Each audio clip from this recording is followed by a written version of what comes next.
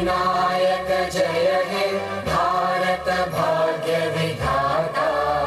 Punjab Sindh Gujarat Maratha Dravid Utkal Ganga, Vindhya Himachal Yamuna Ganga उच्चल जलधि Tharanga.